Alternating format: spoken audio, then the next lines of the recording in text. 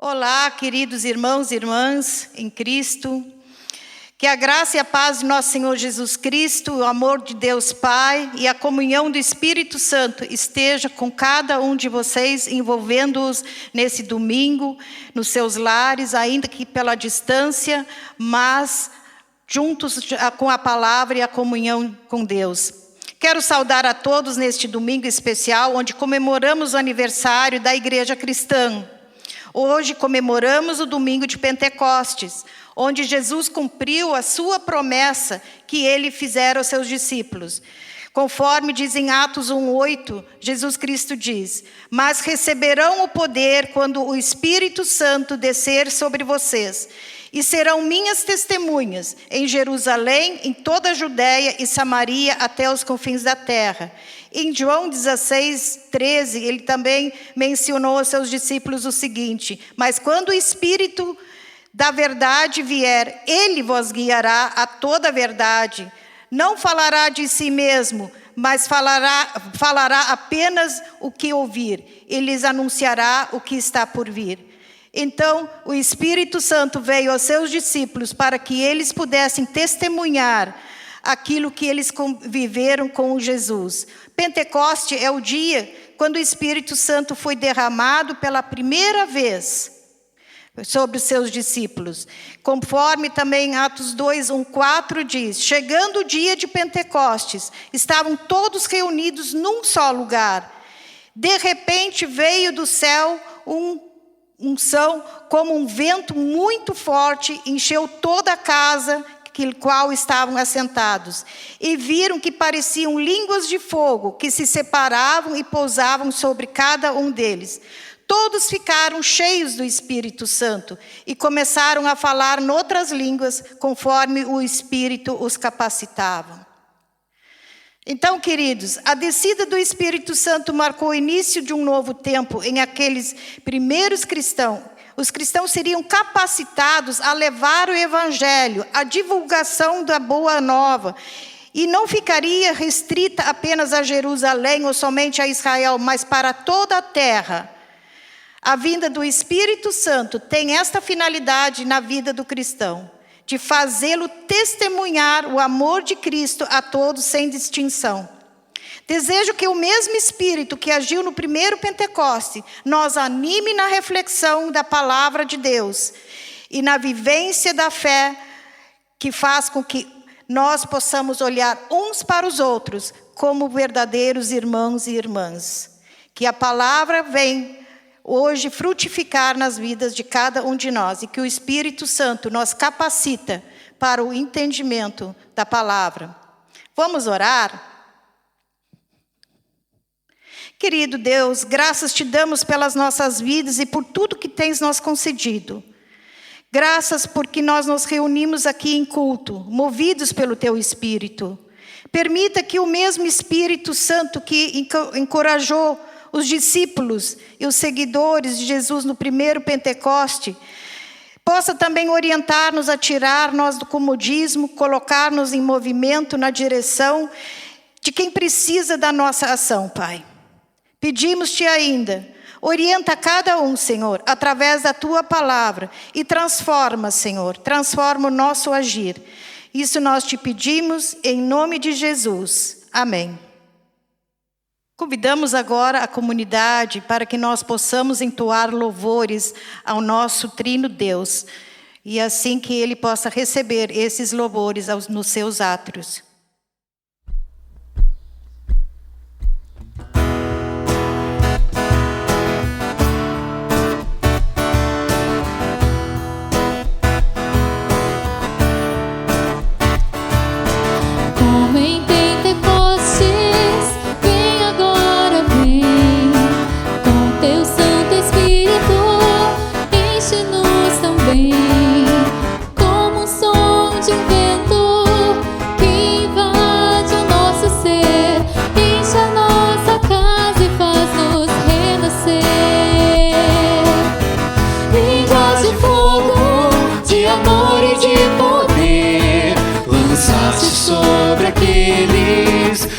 Quiseram ver línguas de fogo, de amor e de poder, lançaste sobre aqueles que quiseram ver, cumprindo a palavra, nos fez ver, com teu Santo Espírito, enche-nos também, línguas de fogo, de amor e de poder, lançaste sobre aqueles que quiseram ver, línguas de fogo, de amor e de poder, lançaste sobre aqueles que quiseram ver, cumprindo a palavra, nos fez ver, com teu Santo Espírito, enche-nos também.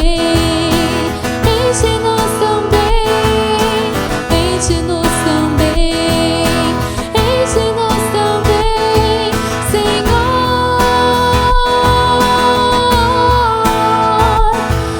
Senhor, Senhor.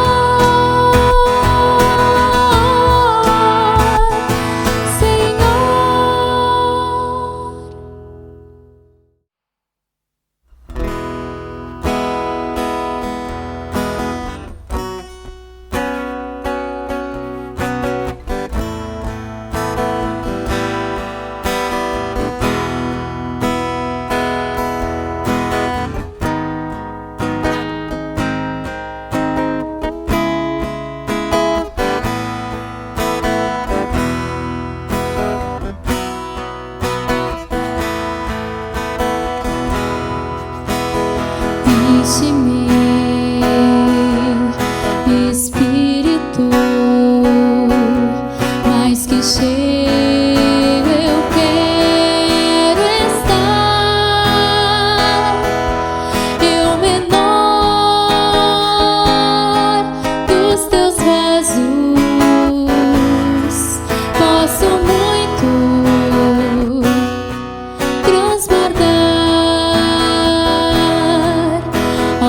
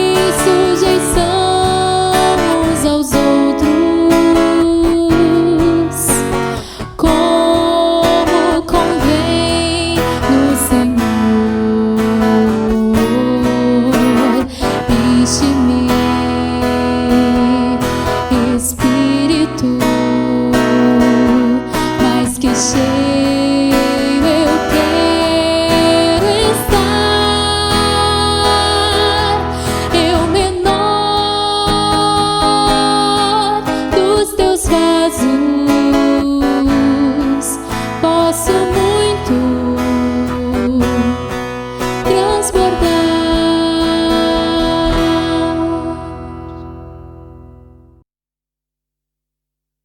As coisas à nossa volta sempre estão em mudança, sempre estamos mudando. Na verdade, nós nem sempre queremos mudar, mas as coisas sempre estão mudando. E onde nós, como seres humanos, precisamos buscar nos adaptar. E nem sempre nós queremos nos adaptar, nem sempre é fácil se adaptar. Mas o ser humano busca se adaptar às condições para poder ter uma vida melhor. Ele busca se adaptar a esse contexto para poder ser útil e servir. Quando nós olhamos pensando em questão de mudança, é uma coisa muito louca a tecnologia, como isso corre, como isso voa, e nem sempre nós conseguimos acompanhar. Se há algum tempo nós estávamos pensando em termos os cultos gravados para poder disponibilizar, hoje é essa forma que nós estamos chegando até vocês. Gravando, podendo disponibilizar, porque toda a mudança que está à nossa volta nos direcionou para isso. Precisamos ter os cultos online. Nós estamos nesse processo de mudança. Eu não sei como é que vai ser depois do Covid-19, nem grandes especialistas não sabem. Mas o que nós precisamos fazer agora é nos adaptar. Adaptar a nossa vida, a vida da nossa família, dos nossos negócios, o comércio está se adaptando, e nós como igreja também precisamos nos adaptar a essa mudança que nos cerca, querendo ou não. Isso não é uma coisa de agora. Quando nós olhamos para a Sagrada Escritura, nós vamos ver em muitos contextos, em muitas situações, a igreja, ela precisa se adaptar, ela precisa passar por esse processo de mudança para que a palavra do Senhor, ela possa chegar aos corações das pessoas e as pessoas também possam entender. Hoje o nosso tema é servidos para servir, e nós vamos continuar olhando para o livro de Atos. E quando nós olhamos para a igreja primitiva, no livro de Atos, o capítulo 4, os versículos 34 e 35, nós vamos ver que a igreja, ela estava vivendo um tempo de comunhão tremendo, onde as pessoas que tinham recursos, tinham as suas terras, as suas casas, elas vendiam e traziam o dinheiro e colocavam aos pés dos apóstolos, e estes supriam as necessidades daqueles que viviam entre eles, que tinham suas necessidades, eram supridas. E hoje eu quero te convidar então a nós lermos Atos, o capítulo 6, os versículos 1 a 7. Atos capítulo 6, versículos 1 a 7, e nós vamos perceber que houve uma grande mudança. Aquele tempo de comunhão que não havia necessitado entre eles, passa por um processo de mudança. Eu passo a ler. O versículo 1 diz assim: naqueles dias, crescendo o número de discípulos, os judeus de fala grega, entre eles havia uma queixa dos judeus de fala hebraica, porque suas viúvas estavam sendo esquecidas na distribuição diária de alimento. Por isso os 12 reuniram todos os discípulos e disseram: não é certo negligenciarmos o ministério da palavra de Deus a fim de servir as mesas. Irmãos, escolham entre vocês 7 homens de bom testemunho, cheios do Espírito e de sabedoria. Passaremos a eles essa tarefa e nos dedicaremos à oração e ao ministério da palavra.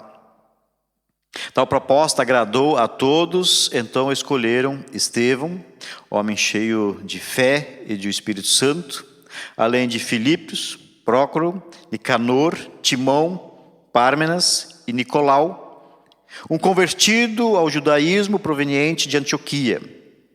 Apresentaram esses homens aos apóstolos, os quais oraram e lhes impuseram as mãos. Assim a palavra de Deus se espalhava, crescia rapidamente o número de discípulos em Jerusalém. E também um grande número de sacerdotes obedecia à fé. Se antes não havia necessitados, agora, nesse ministério, há uma crise, onde a igreja, nesse processo, precisa se adaptar. As mudanças são necessárias para que a palavra de Deus continuasse sendo pregada, para que o mandato de Deus continuasse sendo cumprido por essa igreja. E não é porque eles queriam mudar, mas a necessidade. E como igreja nós precisamos ter um olhar sensível daquilo que é necessário, ou é o momento de haver mudança para que o mandato de Jesus continue sendo uma realidade. Para que a igreja continue sendo fiel ao mandato de Jesus e de fazer discípulos de todas as nações. Fazemos parte desse processo. A pergunta talvez é como não se perder nesse processo. E eu creio que a palavra nos ensina dizendo: fique conectado, sendo cheios do Espírito Santo. Não abram mão da verdade bíblica. E para isso nós precisamos ter a certeza, precisamos estar convictos. No que nós depositamos a nossa fé? No que nós cremos? O que nos dá sentido à nossa vida? Porque os processos de mudanças sempre vão existir, sempre vão estar presentes. E com a igreja primitiva nós não podemos aprender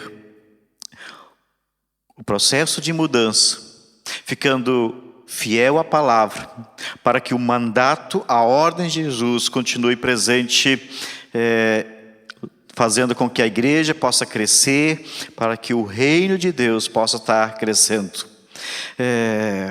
Então, Atos, do capítulo 1, nós vamos ver que ele começa dizendo que naqueles dias, crescendo em discípulos. Então podemos ter a certeza que onde tem gente, tem problema. Quanto mais gente, mais problemas. E aqui então temos dois grupos que estão sendo assistidos pela igreja. A igreja está crescendo, mais pessoas chegando, e os helenitas, um desse grupo que traz a queixa, eram os judeus que nasciam fora de Israel. E os de fala grega, eram de fala grega, e os hebreus eram que nasciam na Palestina de fala aramaica. Talvez entre esses dois grupos já havia uma rivalidade, mas podemos ver a sensibilidade dos apóstolos. Estão atentos ao que está acontecendo. Talvez aqui nós poderíamos dizer, temos duas notícias, uma boa e uma ruim. A boa é que a igreja está crescendo, a ruim que está tendo conflito. E isso é normal, e isso é comum, não só no tempo da igreja primitiva, ainda hoje, chegando pessoas novas, com pensamento diferente, vindo de outra cultura, sempre vai haver conflito. E John Stott vai dizer que Satanás, ele é astuto, ele sempre quer ele quer sempre estragar as bênçãos de Deus. Igreja crescendo, gente chegando, e Satanás quer trazer intrigas. Por isso que o povo de Deus, ou a liderança, precisam perceber quando é o momento de mudança. E aqui então nós podemos ver que os apóstolos percebem que há um problema na administração e que precisa haver mudança. Se antes As pessoas que tinham recursos vendiam as suas terras, suas casas e traziam esse recurso e davam para os apóstolos administrar. Eles estão dizendo agora não dá mais para a gente cuidar desse ministério, que poderíamos chamar de assistência ou diaconia, e na pregação da palavra. E se nós olharmos, era um marco desta igreja, não havia necessidade entre eles. Não haviam necessitados, e agora estão tendo problema nesse ministério. E por isso que John Stott vai dizer que o diabo, ele é astuto. Ele sempre vai procurar botar situações para poder estragar as bênçãos de Deus. Mas os apóstolos têm esta sensibilidade, porque têm esta comunhão com Deus, e o Senhor revela para eles. E aí nós podemos ver que os apóstolos, eles mostram prudência, sabedoria. Eles, em problemas, eles vão transformar em bênção. E eu creio que isso é uma coisa tremenda que Deus tem nos permitido, de olhar para os problemas e pode transformar isso em bênção. Tem sido difíceis da forma como nós estamos vivendo nos últimos tempos, mas eu creio que nós também podemos transformar esse tempo difícil, esses problemas, em bênção. Então nós podemos perceber essa sensibilidade dos apóstolos, e eu creio que os líderes tementes a Deus, eles não fogem das suas responsabilidades, ainda que nem sempre vão ter a solução ou o desfecho esperado, mas encaram. Os apóstolos aqui vão chamar a igreja, porque líder não é para resolver os problemas sozinho, mas os apóstolos convidam os discípulos, a igreja, para poderem ajudar. E aqui que nós podemos ver que há uma coisa tremenda aqui acontecendo, onde essa responsabilidade antes era dos apóstolos, agora pode envolver mais pessoas. Muitas vezes a igreja é assim, tem tanta gente, um espera para o outro, e ministérios muitas vezes estão deixando a desejar. E os apóstolos convidam a igreja. Temos um problema, temos uma situação difícil, e onde estão, nesse contexto, despertam pessoas que se colocam à disposição. 7 pessoas são escolhidas, homens de boa reputação, de bons testemunhos, homens cheios do Espírito Santo, de sabedoria. Eu creio que muitas vezes, ainda nos dias de hoje, tem muitas pessoas na nossa igreja de boa reputação, de bom testemunho, cheios do Espírito Santo, que precisam se envolver no ministério, se precisam se envolver no reino de Deus. E aqui nós temos esse aprendizado. Os apóstolos convidam a igreja, apresentam a situação e levantam homens. E nos dias de hoje ainda são convidados homens e mulheres a se envolverem no reino de Deus. E um outro aprendizado que nós temos aqui os apóstolos nos ensinam a ser zelosos, a serem cuidadosos com todos os ministérios. Muitas vezes tem alguns ministérios na nossa igreja, no nosso contexto, e o pensamento é um trabalho tão pequeno, e acabamos escolhendo, convidando qualquer um. E os apóstolos nos ensinam que não. E talvez um dos ministérios que nós nem sempre damos tanta importância é o ministério de diaconia, é o da assistência. Porque o pensamento às vezes vai atender pessoas pobres e necessitadas, qualquer um pode ser, só para ir lá e distribuir algumas coisas, distribuir alguma roupa, algum alimento, mas não é.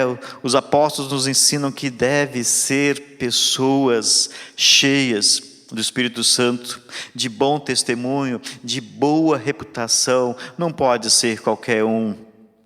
E também não pode ser dado esse cargo, esse ministério por amizade, por influência, por consideração. É vocação.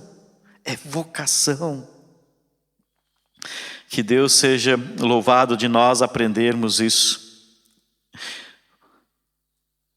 Os apóstolos olham e dizem que precisa ter caráter aprovado, boa reputação, bom testemunho, e a igreja escolhe estes homens para servir as mesas, para servir o trabalho diaconal, o trabalho social.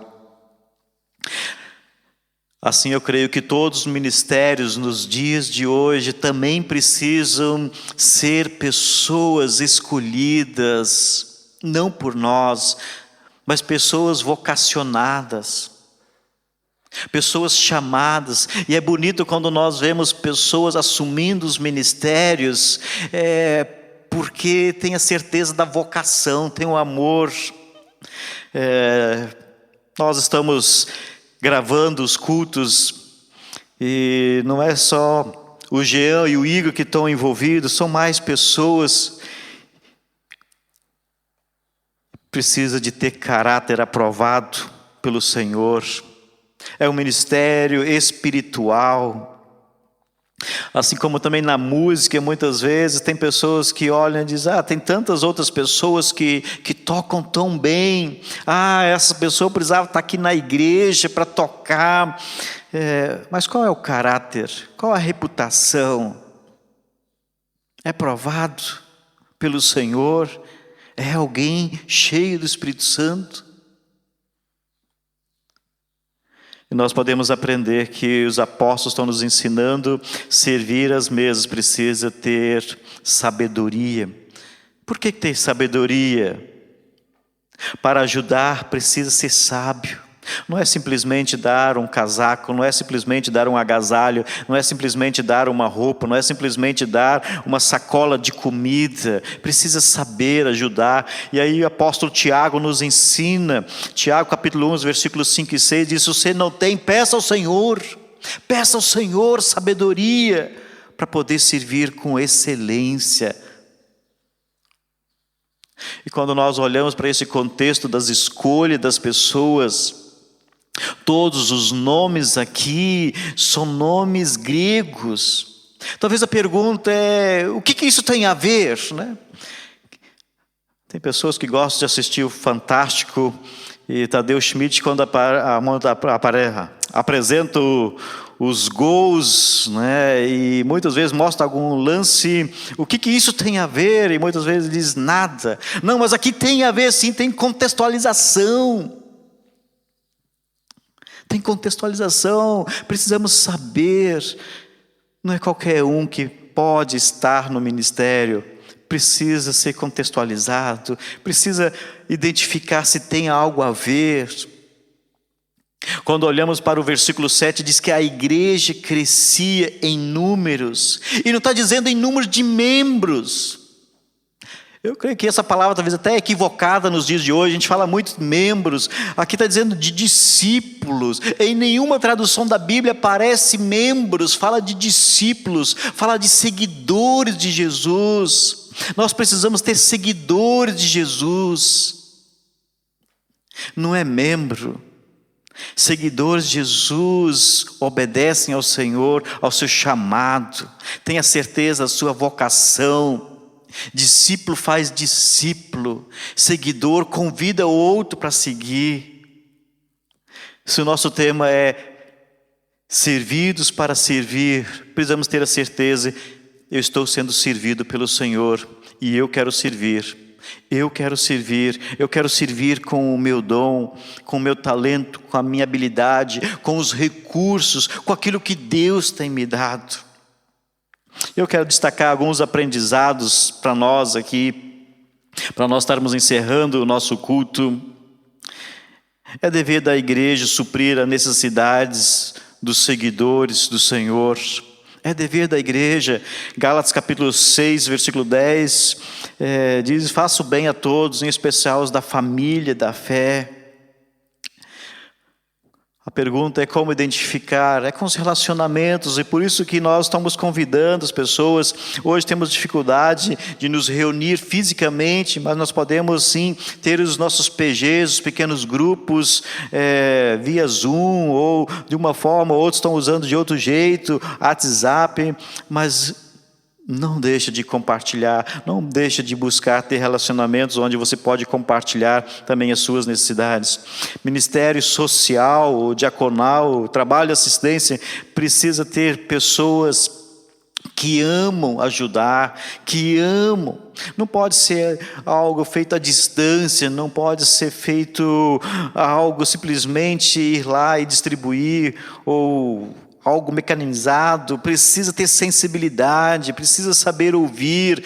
Ouvir, aqui talvez o texto nos mostra, ouvir uma minoria e entender qual é a necessidade. O trabalho precisa ter vocação.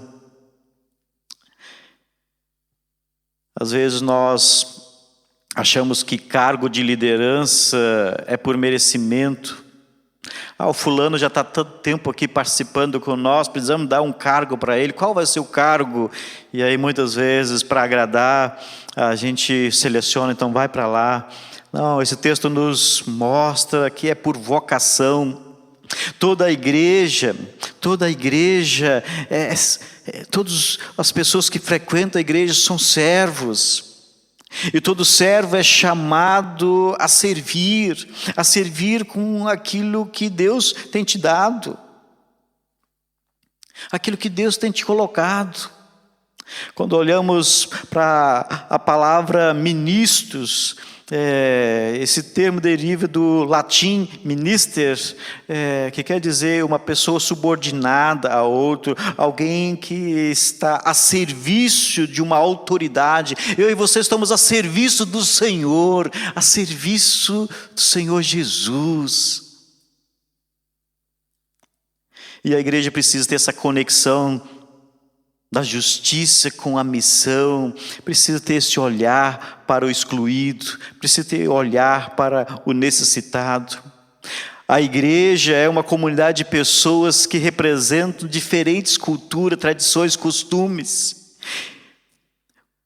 Porque a igreja, ela é inclusiva, ela não é minha, não é da diretoria, não é do presbitério, não é de um pastor, ela é do Senhor, instrumento do Senhor para incluir. E por isso, todos nós somos chamados. Todo aquele que é criado à imagem e semelhança de Deus é chamado para lhe pertencer ao seu corpo. Isso é algo tremendo quando nós entendemos que Deus nos criou, que Deus nos amou a tal ponto que deu o seu Filho Jesus a morrer por nós na cruz. Jesus está nos dizendo, esse é amigo. Jesus quer ser o meu e o teu amigo. Jesus quer nos presentear o perdão. Jesus quer nos presentear a vida eterna. E quando isso está presente, quando isso está claro para nós, há um negócio tremendo em nossa mente, nosso coração, que nos leva a ter atitude, a ter posição que nada nos pode impedir. E quando nós continuamos olhando para esse texto e lendo no capítulo 7, um desses escolhidos, que é Estevão, um homem de fé, cheio do Espírito Santo de Deus, e por causa do seu testemunho, a forma de servir está sendo apedrejado. Mas ele não está nem olhando para as pedras, muito menos olhando para as pessoas que estão apedrejando, mas ele está servindo a sua autoridade, que é o Senhor. Isso ele faz com tanta alegria, que ele não para. Qual tem sido a alegria do teu coração de pertencer ao corpo de Cristo? Qual tem sido a sua alegria de ser um discípulo? Qual tem sido a sua alegria em servir ao Senhor? Estevão não parou porque ele estava convicto de que ele estava no caminho certo. Qual caminho você tem andado? No final do capítulo 7, vai dizer que Estevão, quando estava sendo apedrejado, ora ao Senhor para perdoar aqueles que estavam atirando pedra. Estava orando ao Senhor. Ele só pode orar desta forma porque estava vendo a glória do Senhor. Que Deus nos abençoe, que eu e você, na nossa caminhada, no caminho do Senhor, servindo ao Senhor, com aquilo que Deus tem nos dado, possamos estar vendo a glória do Senhor. E assim ter esta alegria de servir uns aos outros, aqueles que Deus tem colocado à nossa volta. Que Deus te abençoe e que você possa ser um instrumento nas mãos do Senhor, com aquilo que Deus tem te dado. O dom, o talento, as habilidades, os recursos. Sirva ao Senhor com alegria, porque tudo que você tem, o que você é, o Senhor tem te dado. Deus te abençoe.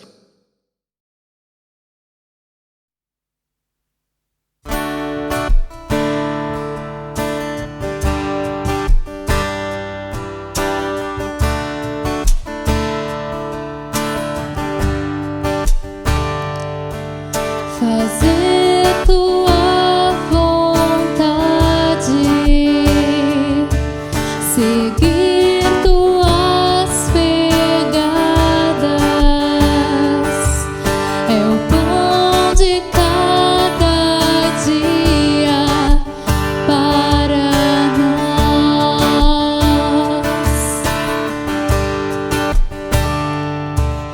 Servir em tua mesa, saber lavar os pés, cantando de alegria a ti, Senhor.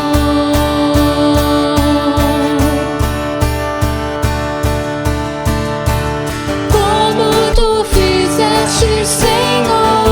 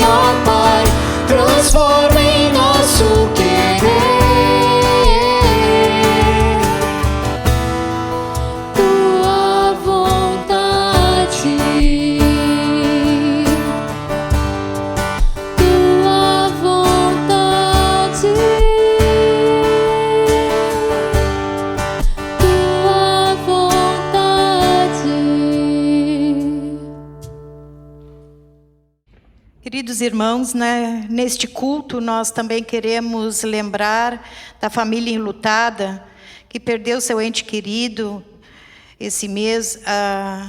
O nome da falecida é Erminda Leitzke Klug, nascida em 19 de abril de 1938, em Pelotas, filha de Hugo Leitzke e de Anita Ehlert Leitzke. Casou-se 25 de maio de 1957 com Antônio Klug. O casal teve 3 filhas, membros da comunidade São João. O dia do falecimento foi no dia 23 deste mês de maio de 2020, aqui em Pelotas, às 7 horas.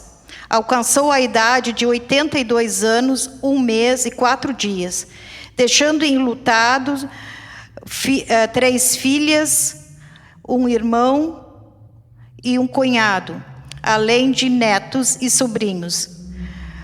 A data do sepultamento foi no dia 23 de maio de 2020, às 14 horas, no cemitério São Francisco de Paula. Nós queremos lembrar esta família enlutada e também queremos incluir na nossa oração. Também vamos orar pela família de Branca Porto da Silva, também familiar falecido em 22/5. Nós queremos interceder pelas famílias enlutadas, pedindo que Deus os assim console, que os abrace nesses momentos, a ausência, saudade, Pai, que cada um possa encontrar nos braços do Pai o seu conforto, o seu consolo. Oramos. Bondoso Deus, nós te agradecemos pela tua palavra que foi anunciada neste culto. Agradecemos-te pela nossa vida, pela saúde. Também nós lembramos das pessoas que convivem com falta de saúde e por elas também intercedemos, Senhor. Permita, ó Deus, a sensibilidade de nós irmos ao encontro daqueles que estão sofrendo, Pai. Lembramos em especial neste momento, como já foi mencionada, as famílias enlutadas. Lembramos, Senhor, do momento que estamos vivendo, não só aqui em Pelotas, e não só aqui no Brasil, mas no mundo inteiro, mediante esse vírus, mediante essa pandemia, Senhor. Ó Pai, que Tu possas estar abençoando e possa estar capacitando médicos, cientistas, Senhor, para que possa haver uma descoberta. Pai amado, envolve todos esses que estão nesse momento fragilizados pela saúde, Senhor, por causa desse vírus. Ó Pai amado, assim nós queremos colocar tudo isso diante na Tua presença, Senhor. Pai amado, também rogamos, Senhor, pelos nossos governantes, Pai, que Tu também capacita cada um, Senhor, dá discernimento de uma boa governabilidade, Pai. Pai amado, assim nós queremos nos unir junto com essa comunidade, junto com esses irmãos amados, que cada um, Senhor, possa colocar diante de Ti, neste momento, Pai, os seus pesares, aquilo que os aflige, Senhor, que cada um, neste momento, entrega nas Tuas mãos, com confiança, aquilo que pesa no coração. Isso, Pai, nós Te pedimos e nós Te agradecemos já, em nome de Jesus. Amém. Queremos agora pedir que o Senhor Todo-Poderoso esteja com você na sua frente para lhe mostrar o caminho certo. Que o Senhor te abençoe e que esteja ao teu lado para te abraçar e te proteger. Que o Senhor te abençoe e esteja atrás de ti para evitar que maus momentos e você caia nas enciladas. Que o Senhor esteja junto de ti para te amparar quando caíres. Que o Senhor esteja dentro de ti para te consolar quando estiveres triste. E que o Senhor esteja acima de ti para abençoar-te. Assim te abençoa e te proteja o Pai misericordioso, Filho e Espírito Santo. Em nome de Jesus, amém. E que você possa ir em paz, servindo a Deus com muita alegria, como seus filhos e filhas, guiadas pelo Espírito Santo. Amém.